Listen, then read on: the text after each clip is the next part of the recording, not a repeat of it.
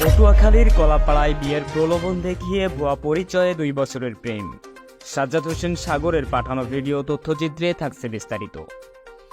সাম্প্রতিক কলাপাড়া কলেজ শিক্ষার্থীকে প্রেমের ফাঁদে ফেলে সুলতান আহমেদ নামের এক ছেলে।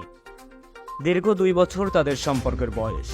সাম্প্রতিক মেয়ের বাবা মেয়েকে বিয়ে দেওয়ার জন্য পাত্র দেখলে মেয়ে তার পরিবারকে জানায় তার পছন্দের একজন মানুষ রয়েছে। পরিবার তাদের সম্পর্কের কথা জানতে চাইলে মেয়ে বলেন তাদের সম্পর্ক প্রায় 2 বছরের। একথা শুনে পরিবারের মানুষ ছেলের ঠিকানা জানতে চাইলে মেয়ে তার প্রেমিকাকে ফোন করে ঠিকানা জানতে চায়। পরবর্তীতে ওই ছেলেটি মেয়েটির মেসেঞ্জারে আইডিতে তার ভোটার আইডি কার্ড পাঠিয়ে দেয়। ভোটার আইডি কার্ডের তথ্য অনুসারে খোঁজ নিতে গেলে ওই ঠিকানার কোনো খোঁজ পাওয়া যায়নি। পরবর্তীতে ওই এনআইডি কার্ডটি সার্ভারে চেক করলে ওই এনআইডি কার্ডের কোনো তথ্য পাওয়া যায়নি, ভুয়া বলে গৃহীত হয়। পরবর্তীতে মেয়েকে এই কথা বলার পরে মেয়ে তার প্রেমিকাকে ফোন দেয়।